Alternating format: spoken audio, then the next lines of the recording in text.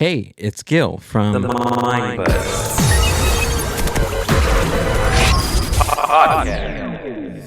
today's Mind Culture and Social Podcast. And you're listening to Pods Like Us.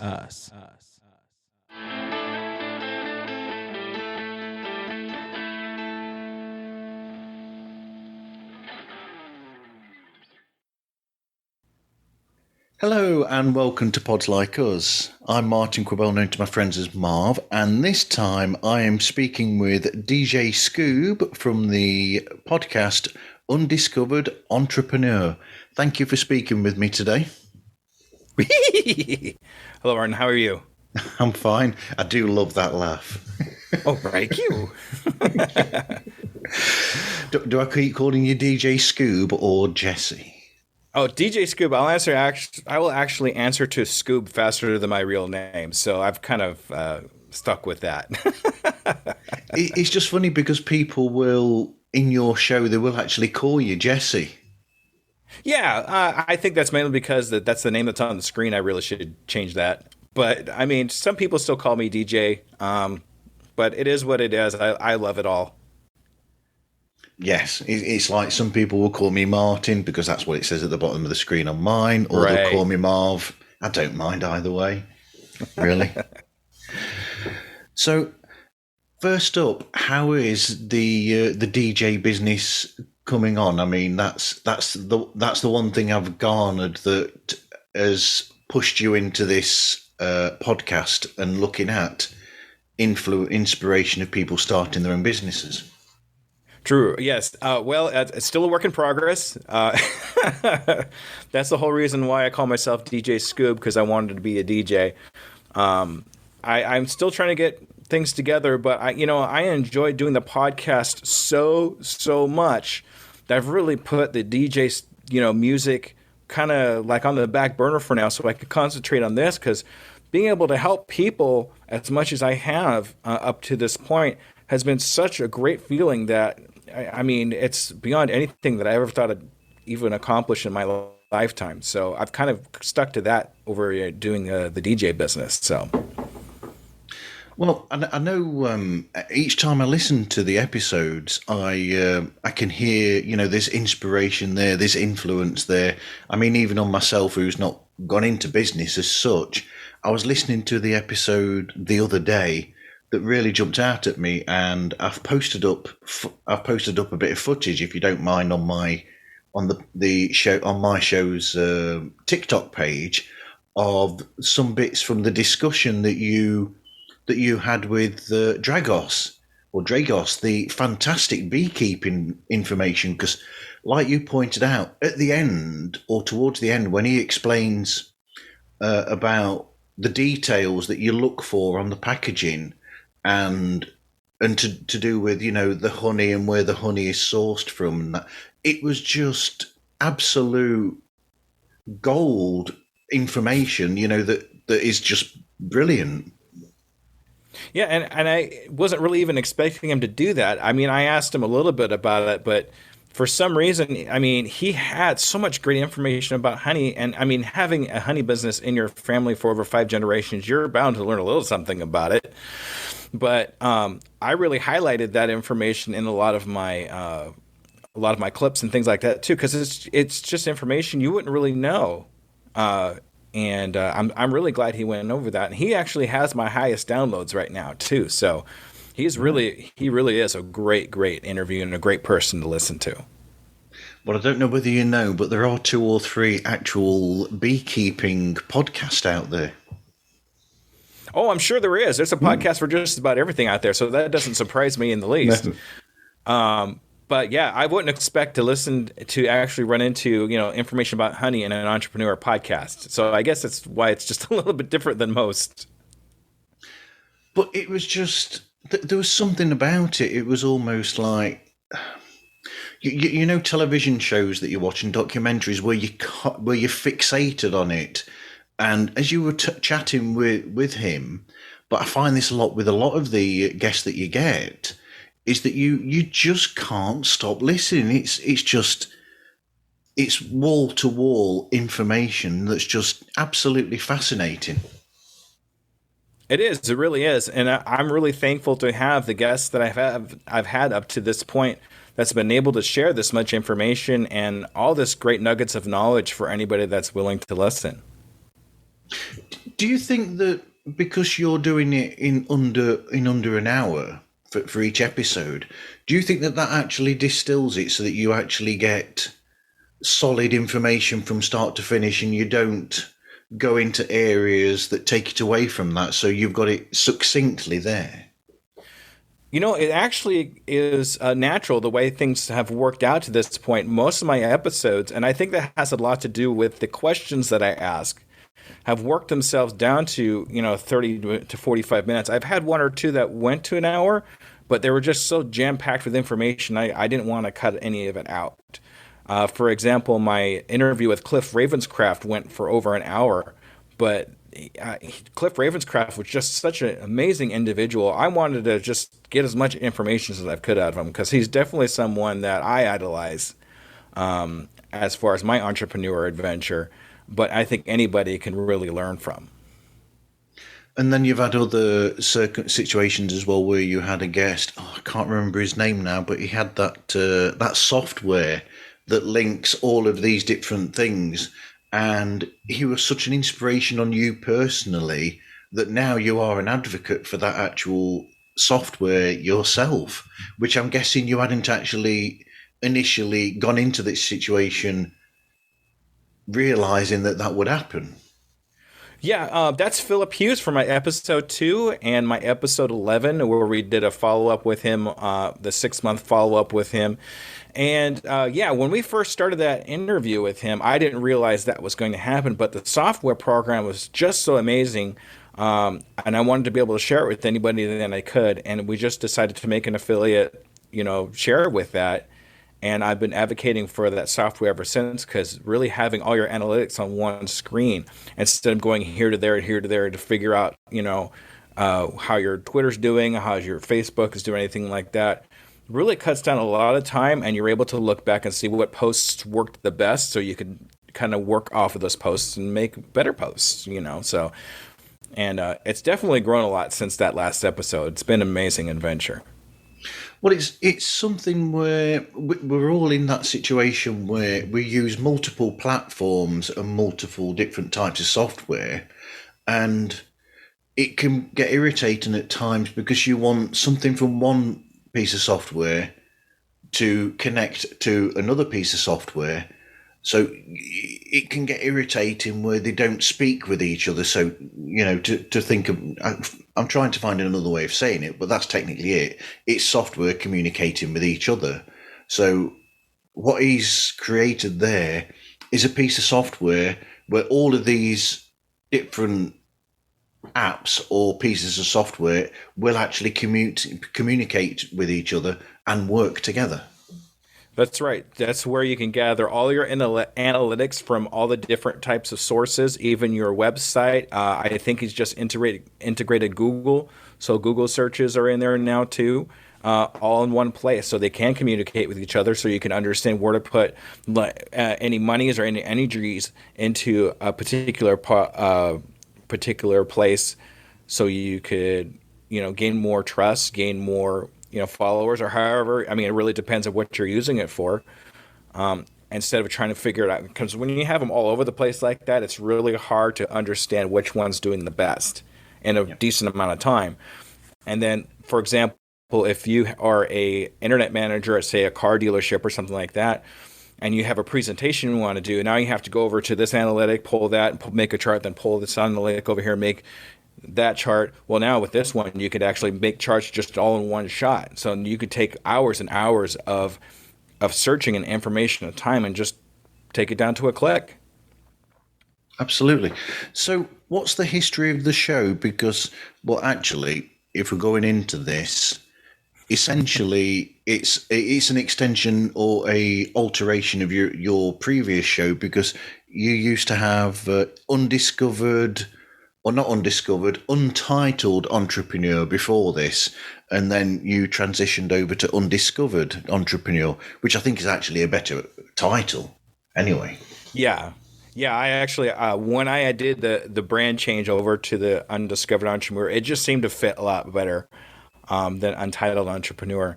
The history, okay, well, I started out wanting to be a karaoke DJ and a music DJ, like I said earlier, but I had no equipment, I had nothing. I mean, like zero. So I thought to myself, I can open a GoFundMe page and people will just give me money. Wrong, that didn't happen. So, I mean, I made a couple $100s in a couple of months, and I'm sure that was my mom just throwing in a couple of dollars to make me feel good. So when that epically failed, I started doing a little research on how to actually do a crowdfund, and I heard in a book, I listened to my books, I don't read them because I don't know, it just works better for my brain. A good way to get your name out there and get out what you're doing is to start a podcast. And I was like, oh, this is great. I could do a podcast. That's great. So I started the Untitled Entrepreneur, and I was just loving it so much. And then I had a family issue where I had to rebrand, and that's what happened there. So I rebranded to the Undiscovered Entrepreneur, made some changes in the format, and things just worked out so much better. I'm actually glad I had to rebrand, and that's one of the things I like about failures is you can learn from it and make things better than when you started with. And it's made it up to my episode 25 will be coming out next week. Well, your most recent episode, the actual guest, he actually says that to him, there is no such thing as failure in a way. Or I can't remember, it's something along those lines where if something doesn't work, you actually learn from that. It's not a mistake, it's something that you can learn from. Yeah, exactly. Failure is more of a learning tool than anything else, in my opinion. Failure, failed first attempt at learning. That's what I call that. I mean, and that's an acronym that I use once or twice in my podcasts. We all experience failure in all of our entrepreneur adventures at one point or another, but it's not the type of failure where you throw up your hands and just stop doing what you're doing.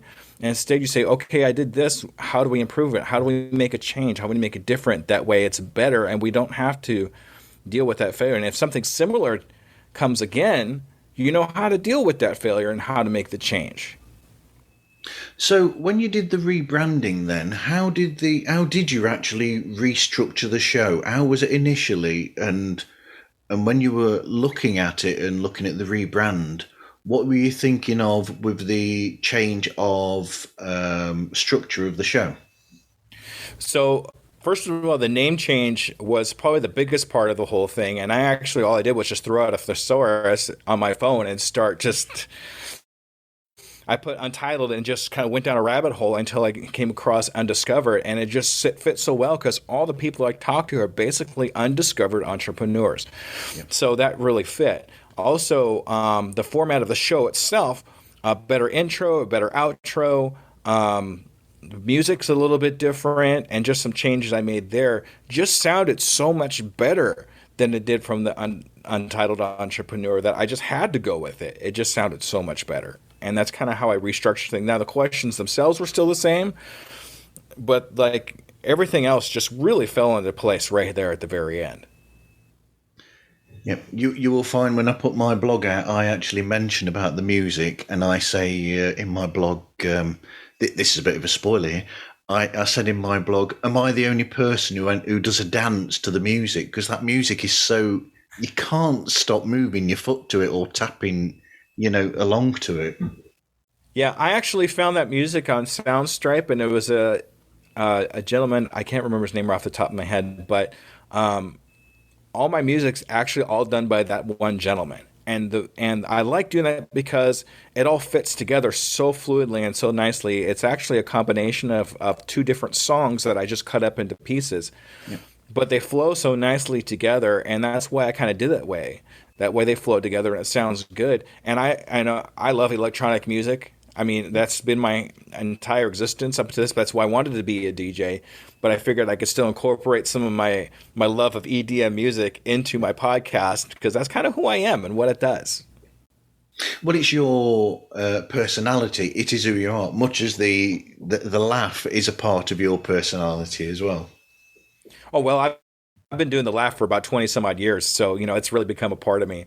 But I guess, it's really hard for me to talk about myself in that kind of aspect. I try to convey happiness and kind of resonate with just who I am. I've always been like this most of my life. When I was a kid growing up, I was always holding the door open for the people coming in and out. I was always asking questions and trying to see if there's ways I could figure out how to help other people. And it's just what I've done pretty much my whole life. So, and the podcast is just becoming a corporation of everything that I've loved and everything that I've done in my life out there for people to see, hear, and try for themselves, and maybe rub off a little bit on them, make them smile, make them happier, make them understand that we're all here to help each other. Well, it's definitely a show where you listen to it and you can't, and it will automatically bring you up in a sense, because it's a good thing, because it's a positive show, because you're looking at someone who's doing something positive. They've discovered something and they're going out there and putting themselves out there with business, but you've also got the positivity of your own personality in there as well added to that. So it's a win-win on positivity. Absolutely. And it's really how I brand myself is really what it boils down to the end. This person, I am the brand. I am me. I don't have anybody else doing this stuff for me, or I don't have any help or anything like that.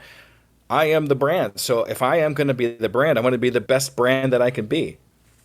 That's right. My name is Dr. Sally Grissom, and I invented time travel. That wasn't my goal, but then one minute I'm in my lab, and the next I'm in the middle of a 1940s military experiment. The Office of Developed Anomalous Resources took my invention and immediately did what shadowy government agencies do, turned it into a weapon for the dawning Cold War. I've changed a whole lot of history since then, and I don't think you could say it was all for the better. It's all my new friends and I can do to make sure Odar doesn't tear the fabric of space-time apart at the seams. And if you can hear this, then maybe, just maybe, we didn't f*** it all up. But I wouldn't bet money on it.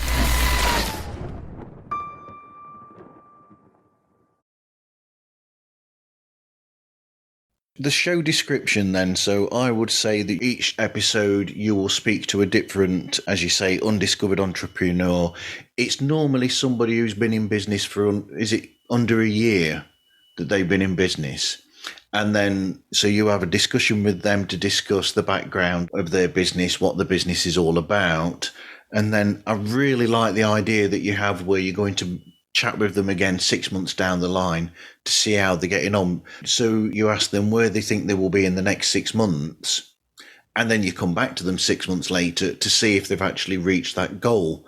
And the interesting thing is that none of these people come out with goals that are so far out there. It's almost as though there's a realistic side to them where they'll say, I think I'll be here. And it's almost like I can't remember who said it, but this person said, tiny steps. You don't expect to be able to climb Everest within 6 months. You've got to go to a little hill first, in a sense, and then you work your way up to that level. Exactly. And that's why I choose 6 months. I mean, you listen to a lot of other entrepreneurial podcasts and they'll go, 1 year or 5 years. What's your goal for that? But 6 months really kind of put your feet on the ground, and you got to be kind of like you're saying, it's got to be tangible. It's got to be something that you reach. Because when I contact you in 6 months, you got to be able to say, yes, I accomplished this, or no, I didn't accomplish this, and know why. And that's really why I follow up every 6 months to number one, hold them accountable, because now they're not just going to be accountable for me, but they're going to be accountable to everybody that's listened to the podcast at this point, because they want to follow that hero's journey, they want to follow that adventure that these other people are having. And that's one of the reasons why a lot of people like to listen to my podcast, is because they want to hear the story. They want to hear what these people have been doing. What have they accomplished in 6 months? Did they actually reach their goal? And that's one of the reasons why I even do that for myself, too. My episode 0 and my episode 11, where I do an interview with myself every 6 months to see where even I stand, because I wouldn't expect them to do anything that I wouldn't do. So that's why I try to hold myself accountable every 6 months. I'm actually due for another one here pretty soon to interview myself to see how far we've come. So how far have you come? Not very far, unfortunately. I'm still working 2 jobs. I do work at a hospital, and I do work at a restaurant as a server. They call me Scooby-Doo at the restaurant there. I don't know why. The kids love it, apparently. I wonder. But yeah, and then I'm still trying to get the downloads. It's been a little bit difficult, but I try not to measure myself too much as far as downloads, more along the lines of the quality of what I'm putting out for those people that do actually listen to my show. Yes, it can be really... You have to be very careful when you look at your downloads that, in a sense, like you said, you have to think about what product you're putting out there more than your downloads, because it's like somebody once said to me, you put the product out there, eventually, the people will... It's almost like the field of dreams thing, isn't it? If you build it, they will come in essence. So, because it's out there for people to discover. I mean, I've got episodes from almost 2 years ago when I started that people are listening to now, and I'll think, how come you're listening to those episodes there now in a way? And it's because it's out there in the ether, in the cloud, so to speak, for them to actually come to at a point. Yeah, exactly. And if you actually look at the gentleman that I followed, that I do mention quite frequently, Pat Flynn, yeah, I actually listened to his episode since episode 0, his very first episode he put out in 2010. I listened to every single one of his episodes up to that point, straight on. And he's at episode 620 something now, and I've heard every single one of them. But the reason I did that is because I wanted to learn and absorb as much information as I could from him to do what I'm doing today. And I think that's why a lot of people will go back and listen to your archives just to kind of get an idea of what your story is, where you've been, and where you're going. That's a good point. So how do you actually arrange the guest? So I actually have a couple of resources for guests. My very first resource was Facebook groups, just entrepreneur Facebook groups. I'll go in there and just kind of offer some information or kind of give them some value so they know that I'm an authority. I know what I'm talking about. And then after a while, if things come up, if the situation comes up where they say, well, I'm new, how can these people help me? Then I go, hey, I can help you because I have a podcast about brand new entrepreneurs. I can help you get your word out there. I won't charge you anything for it. And I'm just here to help you. So, and then every once in a while too, I'll go, hey, if anybody's new, raise your hand or anything like that, And I also do something similar like that on Twitter too. I do have a couple of Twitter groups that I am a part of. And then I will do a pre-interview of some kind. Yep. And that way I can assess that they're going to be a good match for the show before I actually put them on there. And there has been a few cases where I do the interview, it's like, that just doesn't quite fit with what I'm looking for, thank you, and that kind of thing. But that's how come I'm able to get quality guests on, is because I'm able to do this pre-interview, ask them a few questions about what they've done in their entrepreneurial adventure, what kind of stumbling blocks or struggles they've had, and if the story works for me, because that's really what it's all about for me, a story, getting that hero's journey out to the people is really how I make sure that they're quality guests. Do you record those chats before? I actually do the pre-interview right there on the spot on Facebook. Okay. For a couple reasons. Reasons number one, they're right there right now. I don't have to wait. Yep. If you wait too long, they might get cold feet, and then I lost them. But reason number two is anybody that's looking at that little pre-interview on that, I try not to do it on DMs. I actually try to do it right there on the post. Okay. And anybody could look at those and see, hey, he's actually talking to these people. Maybe I can get on this too. So that kind of builds on itself. Absolutely. So what sort of research do you do after you've done that preliminary discussion? It really depends on what they're doing and how far along they are on their entrepreneur adventure. If they have a website up already, I'm actually able to look at the website and see what they're doing there. Some people are so new they don't even have a website yet, so I'm just going right off of that pre-interview on the DMs or on the posts. I kind of stick my neck out a little bit when it comes to something like that, just because a lot of it's unknown. But at the same time, I think that makes for a good quality show too, because it's really on the fly. I mean, it might be the same questions over and over again, but at the same time, those questions will kind of bring out the best in what they have to offer as far as information. That's why a lot of times I'll stick to those questions, because they just seem to work so well. And that kind of gets whatever I need to find out. But at the same time, you might ask those questions, but each time, because the person's different, they will come out with a different answer. And then you will pick up then on that answer, and you will then take that answer and stretch it. In a sense, you'll pick up on something when they're answering that, and you'll carry on that to garner more out of that little bit of information and fill it out more. Exactly. And I'll also interject a little bit of my knowledge if I have something to say about it, or if I'm able to help, kind of top off or restate that same answer in a different way for people to understand. I'll throw that out too. I'll do definitely follow-up questions after the main question to kind of extend that out, or dig a little bit more to get more information out of them about that particular answer that they give. Ask them why. Ask them how long. Ask, open-ended questions to be able to hear and extend those answers to find out what they really are about. But some of them, I'm going to go back to Dragos again, and I'm going to say that in that one, it was interesting because you were getting information from him without even having to do any of this in a way.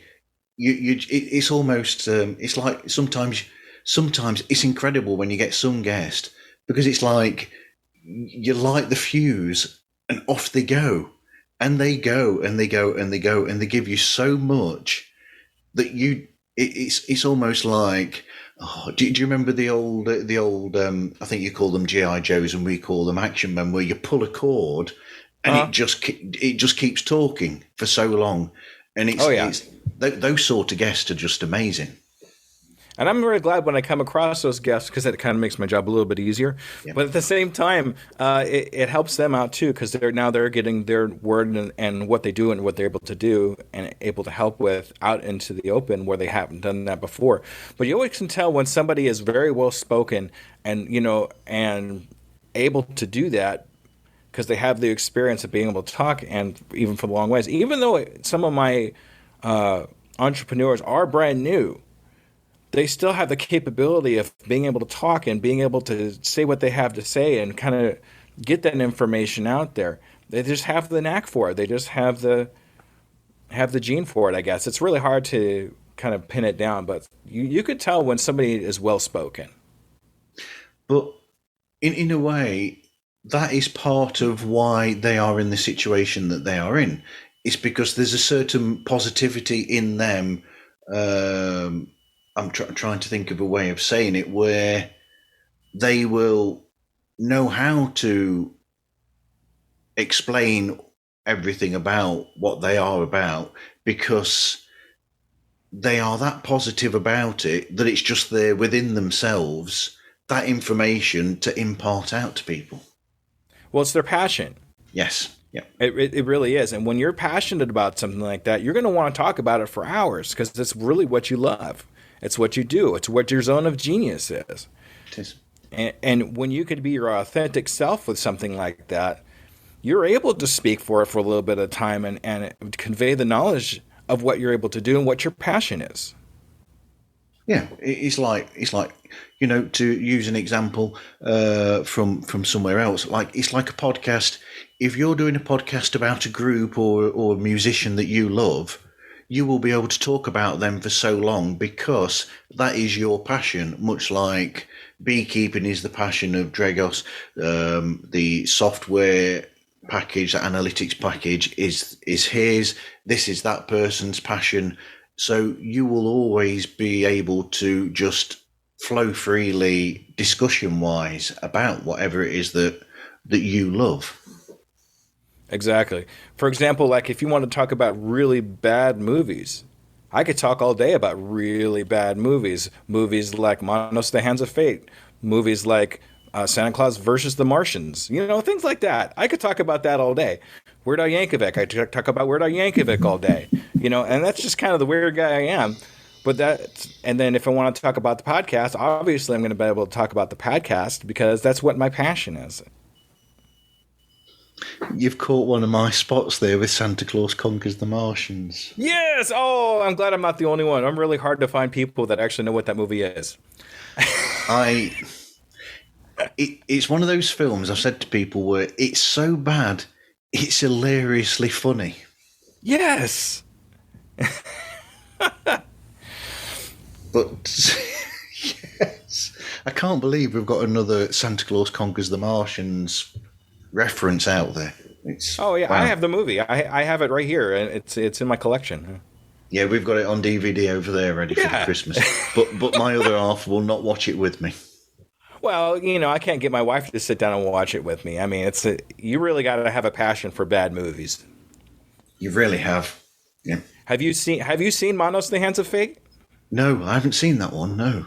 Worst movie ever made, like ever. And I'm not just saying that because it's bad, but I mean, it is documented as the worst movie ever made. You should write it down, see if you could find it. I have it on DVD. My kids gave it to me for Christmas one year. I'm tempted to say send me a link. I do quite like to watch all sorts of movies, including bad movies. I'm Agent Scott. And I'm Cam the Provocateur. And we're from the Spy Hards podcast. That's right, and you are listening to Pods Like Us, the podcast that also has the Midas touch. So how do you record and edit the show? Well, as far as recording the show, we're doing it kind of like what we're doing here. I do it on Zoom because it's free for the moment anyway. And it has the settings that I need to be able to record separate tracks for each one. That way I can edit it a little cleaner, a little bit better. And then I will edit in Audacity.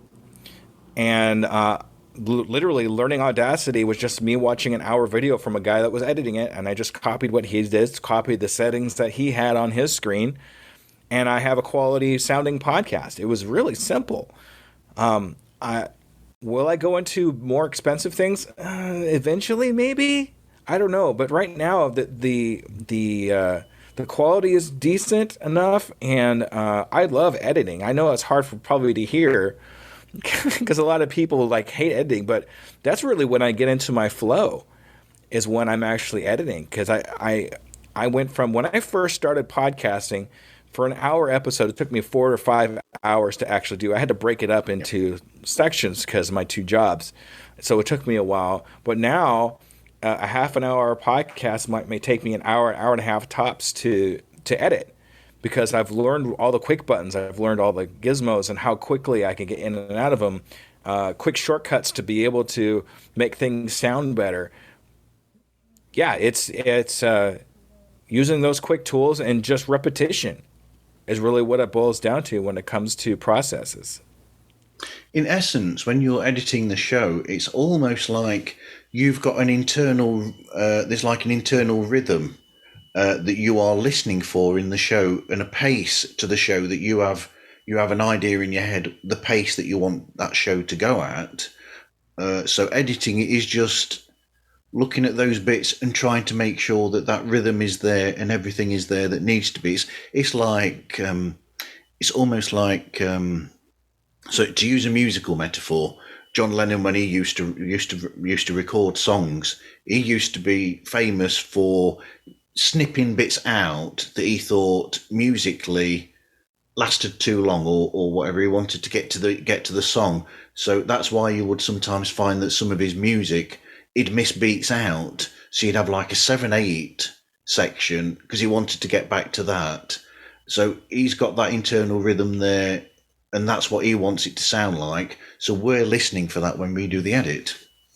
Exactly, and you'll actually start when you're editing in Audacity, you'll actually start recognizing waveforms of what the sound actually looks like.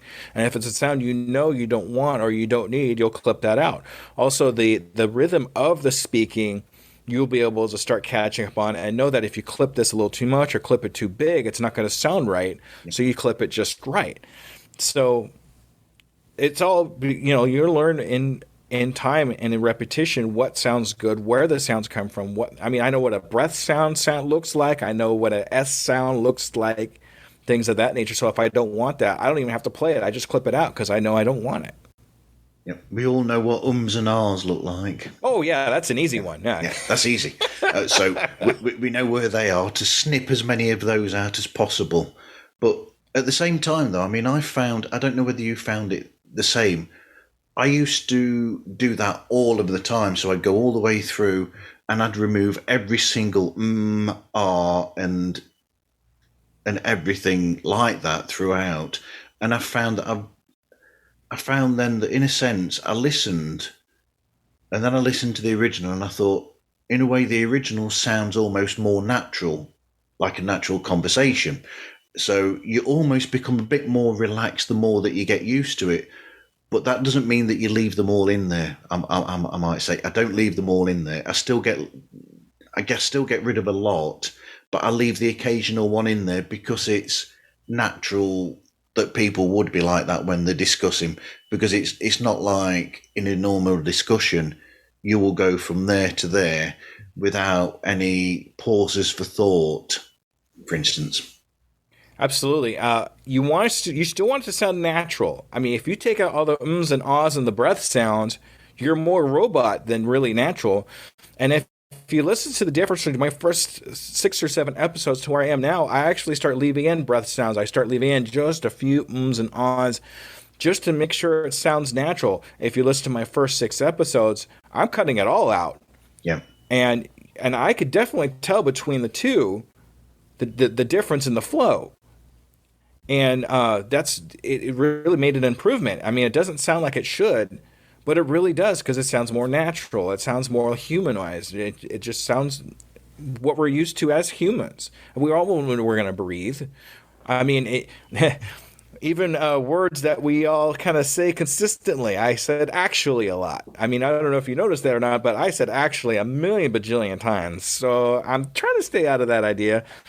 You always know when I start a new question because I'll say the word so. Yes. Yep. I know. Yeah. Well. I was not going to say that too, but I do the same thing if you listen to the same thing.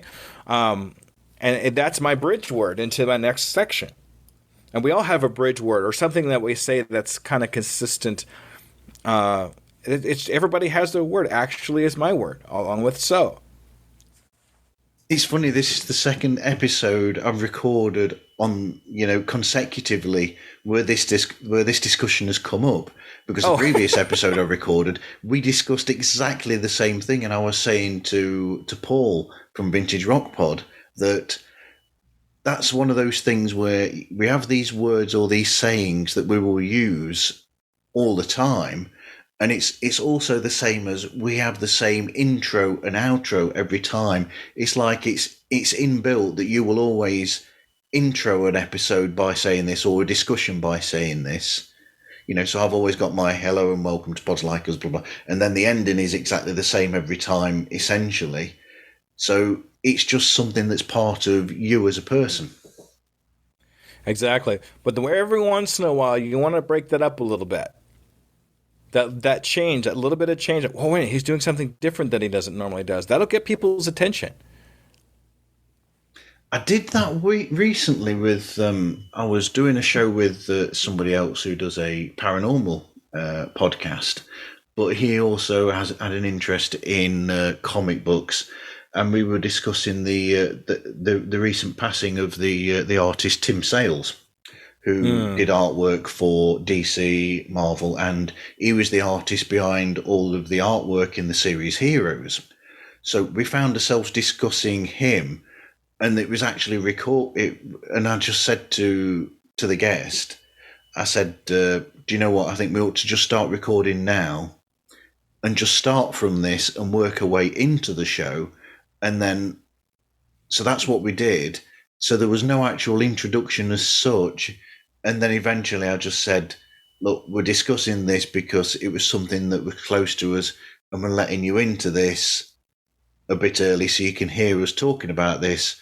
But I am actually speaking with, and then I introduced, and I said, and he makes the show, blah, blah, blah. So that was a slight alteration that I made then. But I haven't had any feedback off anybody about it. So obviously nobody disliked it. Yeah, if you don't hear anything, sometimes that's a good thing. So, well, my mum's not got back to me about it. Yeah. But I'm doing something similar too. My next episode that's coming out, episode 25, I'm actually doing a coaching on top of what I'm doing now. Is every once in a while, just to kind of change things up a little bit, I'm going to interview, and then my next episode or after that will be a coaching of that person that I just interviewed the week before. Wow. But the intro, that one's going to be completely different than what you're used to. So I'm kind of excited to see how that's going to work out. Okay, before I go back into the archive again after listening to your most recent, I will purposely wait and listen to that episode first, then, and then you can read my response and reactions in the blog. Now, just so you know, I don't know if you're going to be able to do that or not, because I actually record probably about 2 months ahead of time. I have to batch content. That's just the only way I'm able to do it. And when I do that, it could be a month, maybe 2 months before I get the episode that I had like edited today actually out, into the real world. So, I mean, I have to do that between both jobs and everything else. Like today, I have you I'm speaking with. I had another interview that I'm going to be doing after this. I did a editing of the coaching that I just finished, which was an hour and a half, and I put out a new episode that's going to be coming out. So I did all that just today. That way I'm good for a while, because I know that it's going to be a while before I can sit down and do it all again. You and I are very similar, because the episode that went out this past Sunday and then the next 2 episodes that are going out, they were recorded back in July, which is 2 months ago. But because of my job and because of because I do 70 something hours, I'm out for that long in a week. Sometimes you're just too tired in a way from all those hours, from wanting to actually spend the time doing it, because in a way you want to be relaxed when you're having these chats, and you want to be you want to look forward to them and actually enjoy the chats and not be tired, and you want to give it your all essentially. But also the idea of having a stockpiling episodes means that you've not got that worry then of, oh, I've done an episode this week for then, I better get another episode recorded because I've not got one for the week after. And doing it week to week to week, I think would be just too much stress.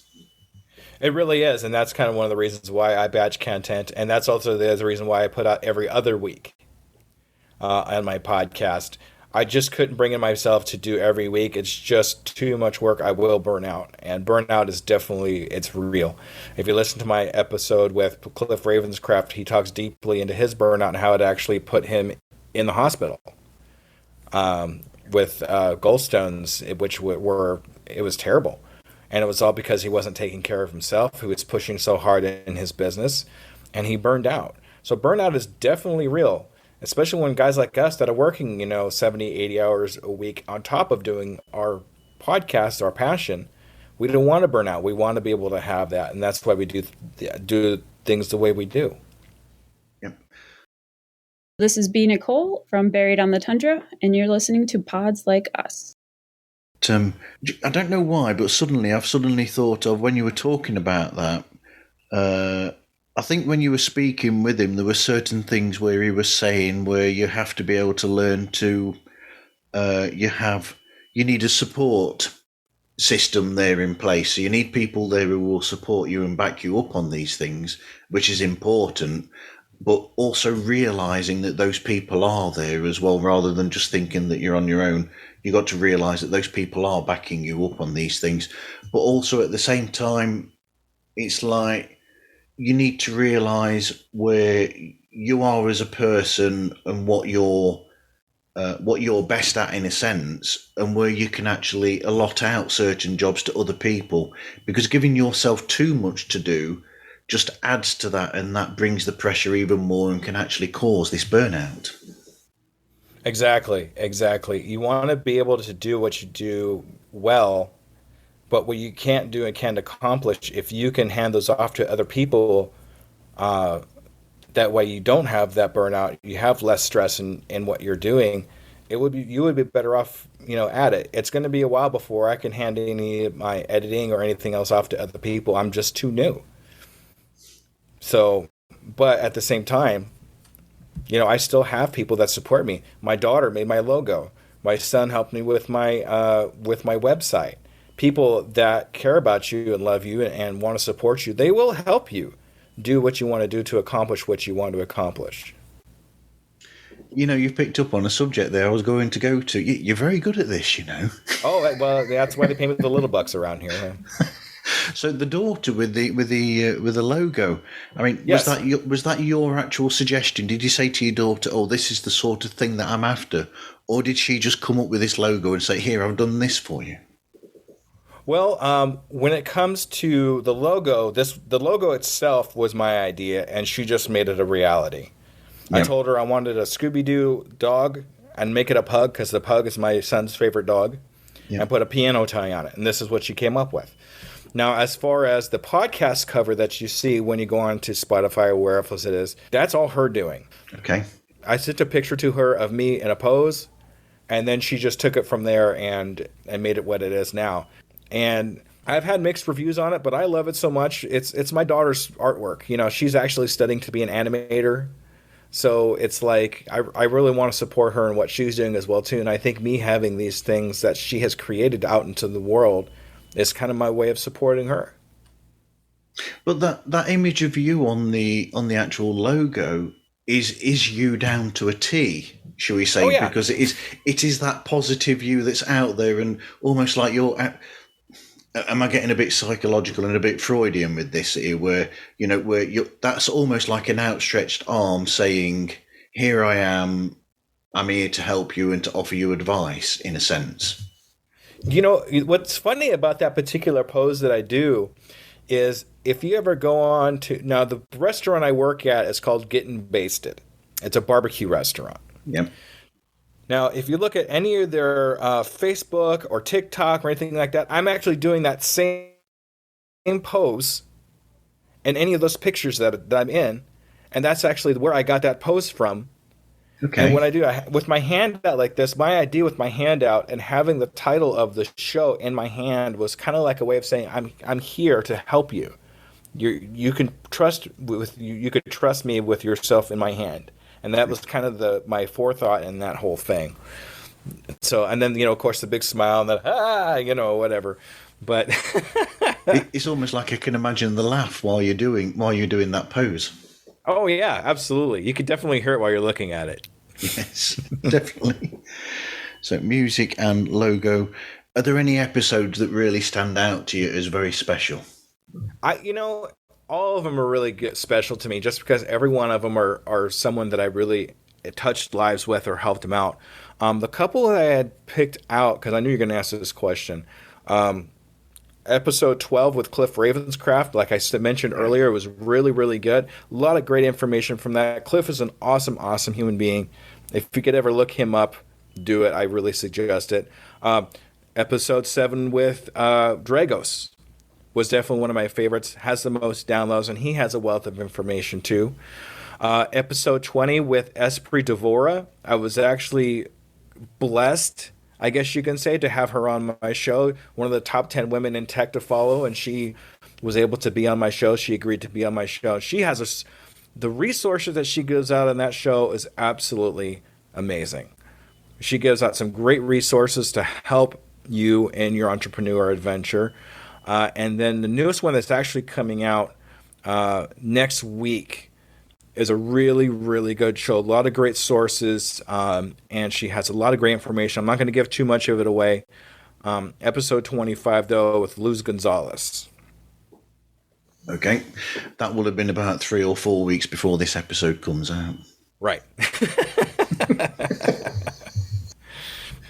What was I going to say? But that's the best thing, actually. In many of your episodes, you've said that the interesting thing is that when you were starting, you had the impression that everybody would look at you as competition. But it's like podcasting. You know, you make a podcast and you go out there, and surprisingly, there's other podcasters that help you out. Even podcasters who make similar content as yourself, they will offer suggestions and help you out and put their own followers your way. And it's surprising that people, it's not a competition, they're trying to help you. And in those episodes that the people that you're talking to, they're more than willing to put out there the information to help other people who might be competition for them, but it's all about giving back. Yeah, it really is. And I got to tell you, in my sales background, I mean, I was a 16-year car salesman. You want to talk about competition? That's what I was really thinking when I started podcasting, or even when I was even just started thinking about being the DJ, because, you know, local DJs out anywhere, really, it's all about area. But anyway, I've never had the feeling of people being able to help me and helping me the way they do. Never had that before, because all my sales jobs, everything else I've ever done has all been hardcore competition. And I really thought that's what it was going to be like. But the more I started podcasting, the more groups that I joined, the more Twitter spaces I joined into, everybody has just been so willing to help me, teach me, promote me. And I do the same for them. And that's really what the whole community, the whole podcasting community is like. All there to help each other grow, learn, and be better people. Just to go on a quick tangent here, do you think that, you know, going back to car sales, do you think the whole competition feel of that has a lot to do with the fact that it is commission-based? Oh, I'm sure that has a lot to do with it. I mean, you want to be the one salesperson that grabs that person that comes through the door. You know, so, I mean, I've worked at some dealerships where it was a free-for-all. Whoever talked to that person first is the person that got that sale. There was other ones that were turn-based. But then you have a lot of sabotage happening, or a lot of, well, that wasn't really a customer, so put me back on top of the list. You know, things like that. I mean, even if I wouldn't really, it's really hard for me to kind of pin it down, but the competition, it being commission-based, I'm sure has a lot to do with that. Absolutely. Definitely.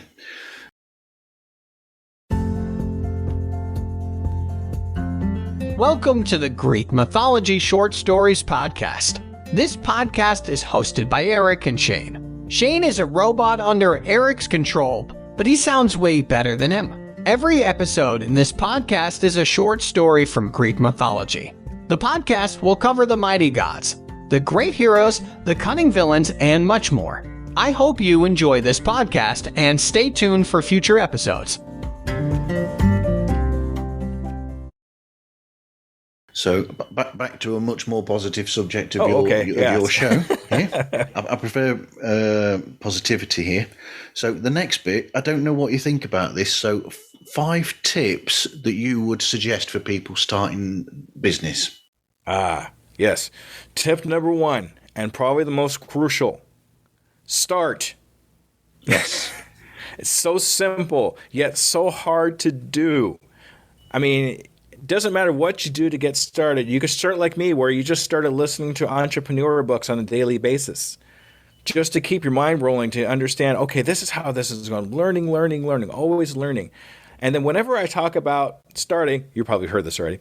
Yep. Whenever I talk about starting and getting started, I go to my tagline. I can, I am, I will, and I'm doing it today. The today, that's the main part. All of it comes together with that today. So you start right now. Like, start right now. Just stop listening and no, I'm just kidding. Wait until we're done talking and then you can start. But yeah, absolutely. It's all about starting. Number 2, education. Understand what you're doing. Make sure you have some kind of knowledge, even if it's very little knowledge. It'll put you that little bit ahead and moving on. to your next level, whether it's a start level or it's a little bit after that. Number 3, and this is going to get a little bit weird, but brain nutrition. This is one that a lot of entrepreneur coaches miss. We can't think properly if our brain's not working properly. Yeah. So your diet is important. Eat things that will contribute to your brain, because your brain controls everything. It controls your heart, it controls your gut, it controls everything that you're doing. So do things to improve your brain. For example, eat fruits that have edible skins on them. Fruits with edible skins will increase your brain, your gray matter in your brain, which in turn will give your synapses easier paths to get to from point A to point D, where you have better ideas, put quicker on your feet, quicker ideas, things of that nature. Eat foods that are seasoned with turmeric, pepper, things like that. Same thing. Helps your synapses grow. Helps your brain. Helps your gray matter. Anything to help your hippocampus stay healthy. That way you could always think, that you always remember things. Now, my family actually has a history of Alzheimer's disease, so I took a lot of great liberty in learning about Alzheimer's disease, and one of the main things they talked about was keeping your hippocampus healthy. Okay. So I kind of did a deep dive into that, and that's what kind of led to that. And I realized that having a healthy brain directly affects how good of an entrepreneur you actually are. Wow. Number 4, don't be afraid to get help. Don't be afraid to ask other people for help. Just like we were talking about a little bit earlier. Don't think that it's going to be competition. There are people out there that will be willing to help you, and probably be willing to help you for free. Like me. I don't know. I'm willing to help anybody and everybody that I can. So, I'm always top of mind when they're thinking about what can I do? Where can I get help? Maybe DJ Skoob could help me with this, and, contact me in my regular places. Number 5, zone of genius. Know where your zone of genius is. The book, The Big Leap, life-changing book for me. I suggest anybody and everybody that has any kind of business read that book. You will learn your zone of genius, how to find your zone of genius, and how to stay in your zone of genius. So that's definitely something that's my top 5 things. Okay, this is me writing down, read The Big Leap. Yes. There we go. If you want to, you could go to my website. It's in my resources page. Absolutely. And just to let people know, the website is uepodcast.net. There we go. So before we go to the next bit, I'm going to steal something from your show that you've stolen from another show here. So, oh no. So I already know what you're going to say. Is there any question that you wish I had asked? See, you know what's funny about this question? I've never prepared for myself to ask myself that question. Ooh, you've stumped him, Marv. Oh boy. Let's see. Golly. See, I'm never prepared for that, even though it's my best question. Golly. I'm going to edit this dead air. Yes, I'm sure. I thank goodness, because I'm like, golly. See, we already talked about processes. I always love processes. Just to go on a tangent while you're thinking about this. So, DJ Jazzy Jeff or DJ Dougie Fresh? Oh, Jazzy Jeff, just because of the time frame, DJ Jeffy Jeff from the Fresh Prince. Fresh Prince of Bel-Air again. Oh, yeah. NWA or Public Enemy? Neither. I'm not a rap guy, to be honest with you. Okay. My DJing is an electronic DJ. So, like, you need to ask me, like, DJ Skrillex or Deadmau5. Oh, I want to know the answer to this. See, go on. Deadmau5 for sure. Yes. Deadmau5 actually has a lot more mixes, I guess you can say, or different sound effects that are a lot more pleasing to the ear. I like Skrillex, but his dubstep is a little too deep for me.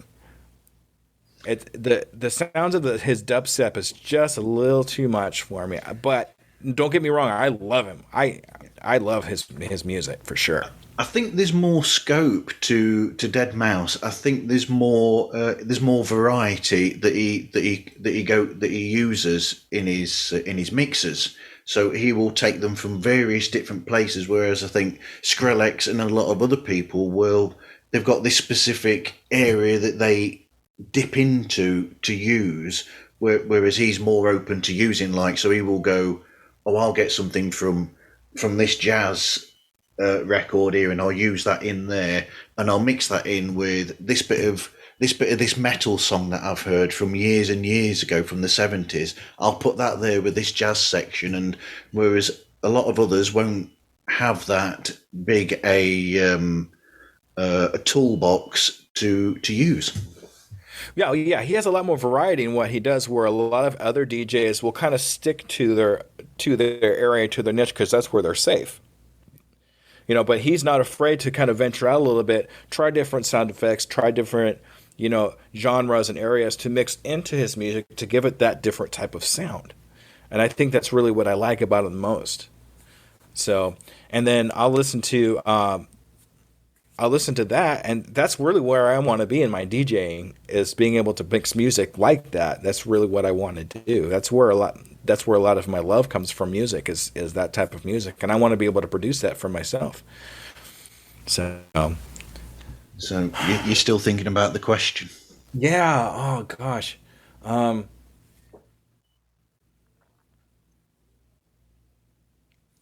about who is your favorite podcaster? Who do you follow the most? I will ask that now then, because we are going to get to podcast listening soon anyway. So who is your favorite podcaster? So my favorite podcaster, and I did mention him earlier, Pat Flynn. Yeah. Pat Flynn is not just audio podcasting, but he has video podcasting, and all his information that he's willing to share with everybody. It just is amazing to me what this man has accomplished. He actually helped me start my podcast and made what it is today. Yeah. Just through his free content, just from me watching his videos and listening to his podcasts. Like, what I say in the podcast and my structures inside my podcast are actually from a gentleman called John Lee Dumas, or JLD, from Entrepreneurs on Fire. Yep. But my processes that I use and editing and everything else were all Pat Flynn.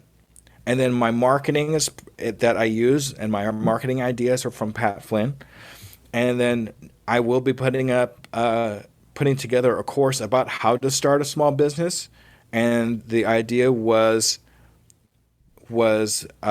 inspired by something that Pat Flynn has said to me. So it's not just podcasting, but it's a culmination of everything that he's been able to do for me, even though, I mean, he doesn't call me like his best friend or anything like that, but I know him. He knows who I am. He actually mentions me in episode 512 on his podcast, which was amazing. That's, so that's pretty cool. It is cool when you hear yourself mentioned in other people's podcasts, and they'll go, oh, blah, blah, blah, blah. And you think, hold on a minute. And you sort of rewind to hear it again. You go, yep, they did mention me. Yeah, but I mean, we're not just talking about any podcaster here. No. We're talking about Pat Flynn. I mean, come on. Yeah, that's true. That's true. But yeah, that would definitely be my podcast of choice. Would be Smart Passive Income with Pat Flynn. So we'll switch these then around. So we might as well carry on with this and say, so what podcast do you listen to? So I listen to Smart Passive Income pretty religiously. Just because I like to learn constantly from Pat. I'll also listen to your podcast whenever I get a chance. I listen to Wheel of Horror. Yes. They do a lot of great stuff with their reviews of different types of movies, horror movies, genres, things of that nature. There's a new one that I've been listening to constantly, which is hilarious, called "Stop Thinking with Your Butt." And name's kind of funny, but they actually talk about different types of conspiracies. Now, I like them because they don't take the conspiracies so seriously. I mean, they talk about flat earthers, they talk about aliens, but just the chemistry between it's a husband and wife couple, and the way they turn it into this whole comedic thing is just genius. So I always listen to them. I'll listen to Amy Porterfield. Yep. Amy Porterfield is awesome. She has a lot of great information. I don't just stick to, that's the thing, I just don't stick to entrepreneur style podcasts. Not as much as most people would think. No. I got to keep my brain moving other directions. I can't just constantly think of entrepreneur stuff. Otherwise, I get bored of it. I got to move my brain into other places and other things and keep it fresh. So I don't just stick to one type of podcast, as most people would think. When I first started out podcasting, I thought all I would listen to is entrepreneurial podcasts. Yeah. But it's a lot. It's different now that I understand. It's from my point of view, from what I do, it's something that I'm really happy with. Where as a very fortunate side effect of doing this show that I do, it's actually opened my mind to listening to other subjects, essentially, whereas before I was just listening to pop culture shows. So I'd listen to shows about music, shows about film. But now it's more of a wide scope, and I feel happier about that. And it's almost like you're feeding your brain with something else that's different, and you're stimulating your brain with more information and something new every time that I listen to a different type of show. It's expanding to a degree that knowledge base. Although I do worry sometimes, just to, I'm going to quote Homer Simpson here, that sometimes I do wonder if eventually I've got to get rid of something in my head to make room for something new. Right. But that's actually one of those things I talked about earlier about increasing the synapse energy in your brain, that we can actually take it into a physical sense. When you're learning something new, hearing something different that you never heard of before, you're growing synapses to remember that stuff. And when you grow the synapses, it's not just for that one thing, but it's for everything else, new roads for the brain to send through. So I think that's why we really get into new things like that we've never heard of before, because it really does increase our brain function. I know it's kind of weird to think about a show that says stop thinking with your butt and increasing your brain function, but it does. Yeah. Would you mind? I don't know if you want to edit this out or not, but can I do a couple of quick shout outs to a couple of my other podcasts? Yes, please. Yep. Okay. So there's another podcast that I really like called oh, come on, Brain. Of course, yeah, I'm talking about Brain, and now it's stopped. The Clueless Entrepreneur. Now, the gentleman that runs a Clueless Entrepreneur actually started his podcast the same time as I have, and he actually lives in Africa. Yeah. And we've been in close contact with each other. So I was like, giving him a shout out because we're on pretty much the same entrepreneur adventure. So that's always kind of cool. Also, the Seeking podcast, the Seeking Tarot with Snow. Definitely a great gentleman. If you're into tarot and that kind of thing, he's definitely a gentleman to listen to. That's brilliant. There you go. But along similar lines to that, there was a show that does something very similar to me called My Guest List Pod, which is based in Australia. And he does the same sort of thing as me, where he will talk to podcasters about their shows. And then I remember me and Darren, who makes that show, were having a bit of a discussion in an Instagram chat. And and I said to Darren, wouldn't it be hilarious if we actually guested on each other's shows? So we're podcasters who make shows talking to podcasters. And we're talking to podcasters who talk to podcasters about podcasts. And we just found it quite hilarious. So there is actually an episode of his show where we're both talking to each other about what we do. Right. Exactly. That's so funny how that works. But we just thought it was I just thought it was an hilarious idea, and so did he. Yes. Yeah.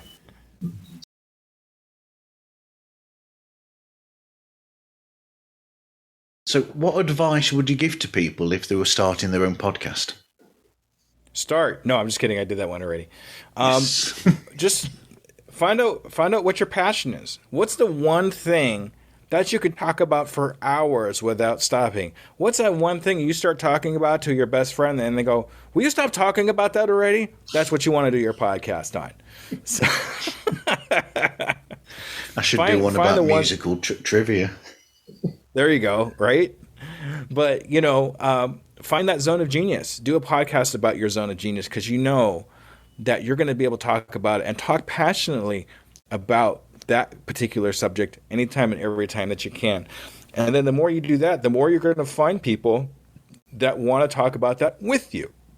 So, like me, entrepreneur, suddenly I'm talking to entrepreneurs right and left. I'm talking to podcasters right and left because that's what I'm into. So I'm actively, even subconsciously, seeking out these people, and they're finding me. It's the same thing like if you go to buy a red car and suddenly everybody has red cars. Kind of like the same idea. So, find that one thing that you can talk about all the time and start a podcast about it. Yes. And Henry Ford would hate it if you'd bought a red car. Oh, yeah, I know, right? Yeah, because it was you can have any colour so long as it's black. Right. Well, I sold Fords, I know. Yes. Right, there we go. Yes.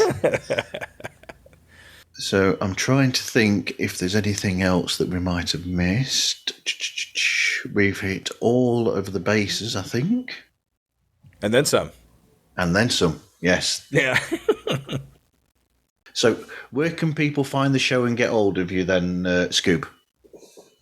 So you can find the show actually on my website. I have players on my website, uepodcast.net. You can find it on all the major platforms, Spotify, Apple, Stitcher, Google, all those great ones. If you want to get a hold of me personally, you can email me at uapodcast2021@gmail.com. If you want to get a hold of me at my most favorite home Twitter, that's at DJ Skoob 2021. That's SKOOB. That way I don't get in trouble. Yep. And if you're a brand new entrepreneur or if you've been an entrepreneur for a while, get a hold of me. We can have a conversation and see if we can put you on the show. And you may notice that when me and Skoob have conversations on Twitter, we will actually converse basically through Scooby-Doo GIFs. And it irritates. We can have a whole conversation with pictures. And it irritated the hell out of Stu from Stu World Order the other week, didn't it? Because he just said, "Will you two stop it already?" I can't believe you sent me a picture of Captain Caveman the other day. That was great. Classic cartoon. Of course, you've got to do it. Oh yeah. Anyway, man. You can find Pods Like Us just by looking for Pods Like Us on Instagram, Twitter, and on TikTok. As I said, TikTok, I posted up that content or that little bit of a clip that I got of your show from the beekeeping because I just thought that was incredible information, and I do that with a lot of shows. I think I've done it a few other times with your episodes as well, where I've pulled bits out because there's just so much information out there, and I think that people need to hear this. Exactly. And you can contact us through podslikeus@gmail.com. Anyway, thank you for speaking with me today, Skoob. Thank you. Thank you. Can't believe you pulled me on that. And do you want me to teach you how to do it real quick? Go on then. I could teach you how to laugh like Scooby-Doo real quick. Yeah, sure it's you want to do work now? Let's try this. Go on then. All right, okay. So repeat after me. Very good. Do it again. Okay. Now growl like a dog. Do it again. Growl like a dog. Now go. Something. I can't believe I'm doing this at 1 o'clock in the morning. Oh, well, yeah, it is 1 o'clock for you, isn't it? Sorry, man. Sorry. But yeah, that's pretty good. Just do that for about 20 years. You'll have it. Everybody just needs to click that bit and just keep repeating that, and you can all learn how to laugh like Scooby-Doo then. I might make a GIF, might make a video clip out of that. There you go. Anyway, thank you everyone for listening, and hope you listen again to another episode of Pods Like Us.